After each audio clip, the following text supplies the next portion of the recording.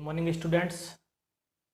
आपका एक बार फिर स्वागत है हमारे political science classroom YouTube channel में, जहां पर आज फिर एक नया इंटरेस्टिंग टॉपिक हम लेकर आए हैं, जो है हमारा राजनीति विज्ञान का अध्याय विधायिका।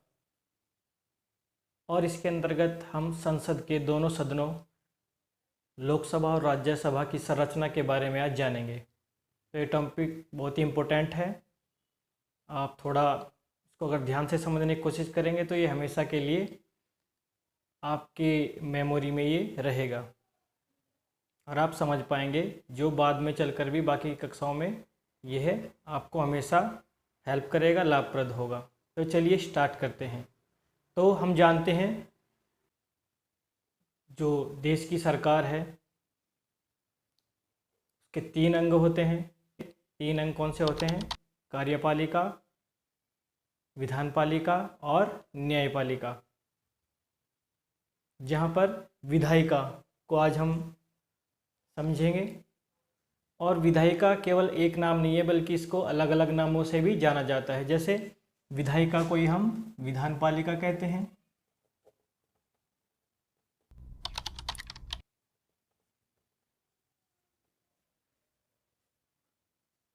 और यह कार्यपालिका और न्यायपालिका में सामंजस्य, एडजस्टमेंट, समन्वय करके आगे बढ़ती है। जो भारत की विधायिका है उसका नाम है संसद।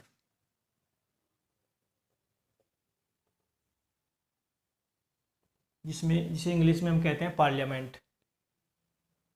तो विधायिका का कार्य है कानूनों का निर्माण करना। जो इतने भी हम कानून पढ़ते हैं एक्ट के रूप में, वो पहले विधेयक का रूप होते हैं। विधेयक संसद के द्वारा ही आगे चलकर कानून या एक्ट बनते हैं। तो जो हमारी देश की जो सबसे बड़ी विधानपालिका है उसका नाम संसद है, और इसका उल्लेख आर्टिकल 79 से 122 में किया गया है। जहां आर्टिकल 79 में स्पष्ट रूप से कहा गया है कि भारत जो एक राज्यों का संघ है, उसमें विधायी कार्यों करने के लिए एक संसद होगी और राष्ट्रपति भी इसका हिस्सा होगा। अमेरिका की तरह जहाँ पर राष्ट्रपति वहाँ की विधायिका का हिस्सा अभिन्न अंग नहीं माना जाता, वहीं भारत में जो भारत की संसद है, जो लोकसभा और राज्यसभा से मिलकर बनती है, लेकिन भारत के राष्ट्रपति, प्रेसिडेंट भी इसका हिस्सा होते हैं। यह कहा गया है आर्टिकल 79 में।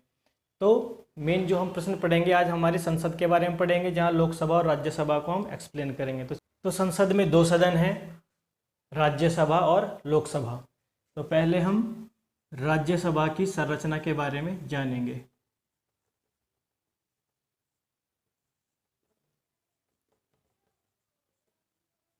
भारत के संविधान के अनुच्छेद 80 में राज्यसभा की संरचना के बारे में, संगठन के बारे में, आवश्यक शर्तों के बारे में बताया गया है। जहाँ पर कहा गया है कि ये जो राज्यसभा है ये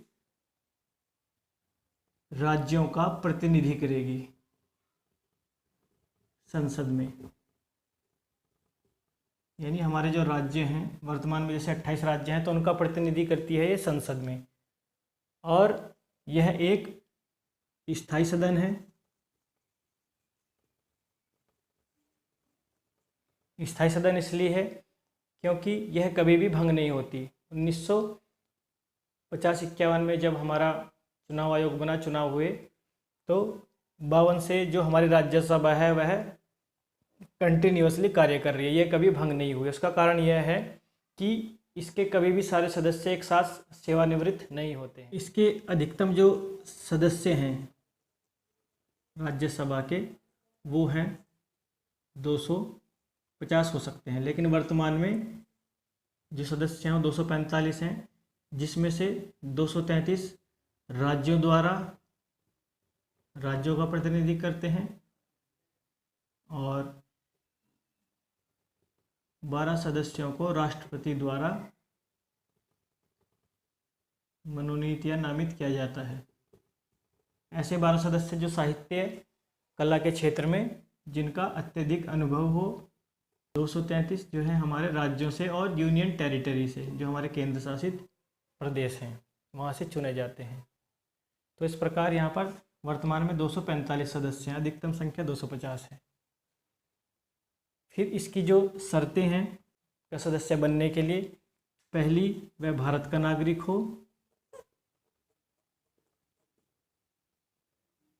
दूसरा आयु के लिए है कि उसने 30 वर्ष की आयु पूर्ण कर चुका हो कम से कम, और तीसरा है कि वह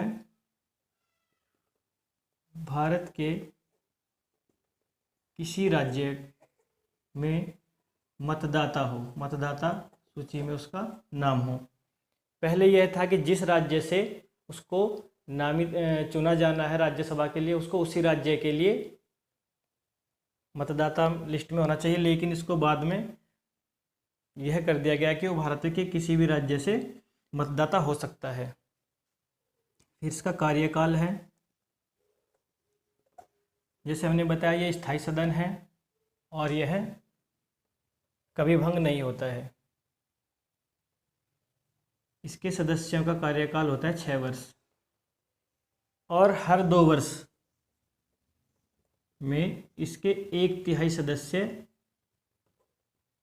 अपनी सेवा पूरी कर लेते हैं और फिर दोबारा 1/3 सदस्यों का निर्वाचन होता है, इसलिए कभी भंग नहीं होती, इसलिए इसको स्थायी सदन कहते हैं। राज्यसभा का हेड होता है, उसको सभापति कहते हैं।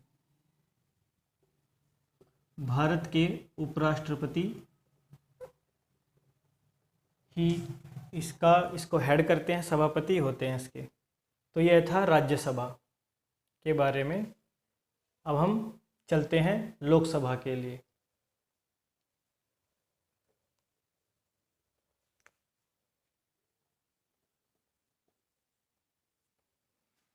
लोकसभा का जो उल्लेख है वो अनुच्छेद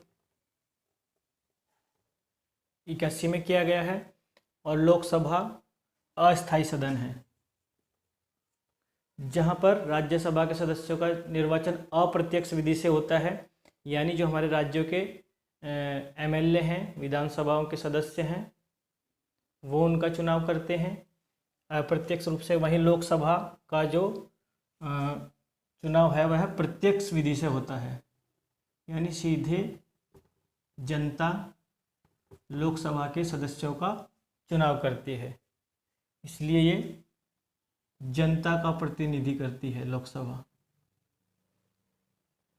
अमेरिका में भी सेम यही सिस्टम है। वहाँ जो लोकसभा है उसका काम हाउस ऑफ रिप्रेजेंटेटिव करते हैं, और जो राज्यसभा है अमेरिका को, उसको बोला गया है वहाँ पर सीनेट। सेम जर्मनी में भी यही है।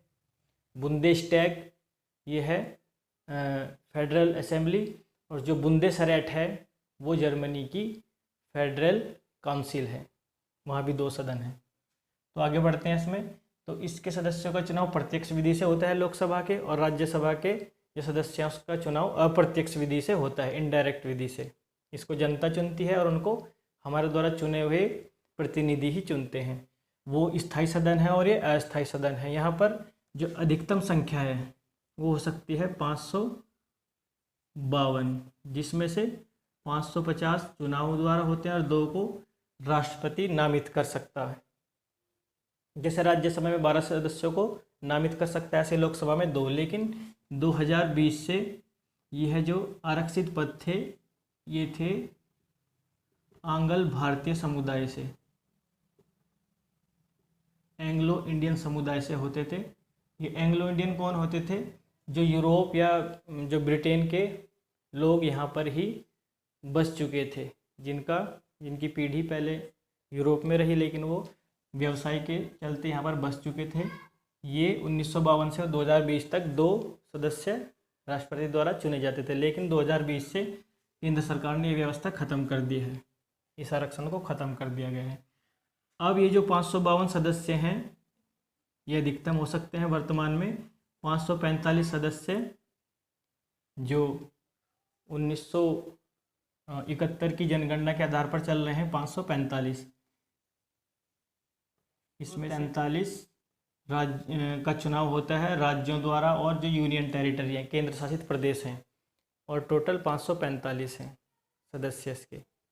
इसके शर्तें भी यही हैं, भारत का नागरिक हो, लेकिन आयु जो शर्तें हैं लोकसभा के सदस्य चुने जाने की, आयु घटकर 25 वर्ष कर दी गई है। जहाँ पर राज्यसभा में 30 वर्ष होनी चाहिए, यहाँ पर 25। यह भी भारत के किसी भी राज्य में मतदाता के रूप में मतदाता सूची में उसका नाम होना चाहिए। इसका कार्यकाल 5 वर्ष है, लेकिन यह नियत नहीं है। देश की परिस्थिति के अनुसार अगर कभी आपातकाल लगता है या हमारा जो है राष्ट्र ऐसी अधिसूचना जारी करे कि इसको पहले भी भंग किया जा सकता है, जैसे देश का जो सरकार है वह संविधानों के अनुरूप नहीं चलती है, तो लोकसभा को 5 वर्ष से पहले भी भंग किया जा सकता है, और ऐसा कई बार हुआ भी है। लोकप्रिय सदन है। लोकप्रिय सदन इसलिए है क्योंकि सीधे जनता इसका चुनाव करती है। यह लोकप्रिय सदन के नाम से भी जाना जाता है। यह था लोकसभा। इनके सदस्यों को सांसद बुलाया जाता है, यानी कि एमपी, मेंबर ऑफ पार्लियामेंट, चाहे वो राज्यसभा का सदस्य हो चाहे लोकसभा का सदस्य हो। यह था हमारा लोकसभा और राज्यसभा। आशा है आपको यह टॉपिक समझ में आया होगा। हम जल्दी ही नई वीडियो लेकर फिर आएंगे नए टॉपिक के साथ। तब तक के लिए धन्यवाद।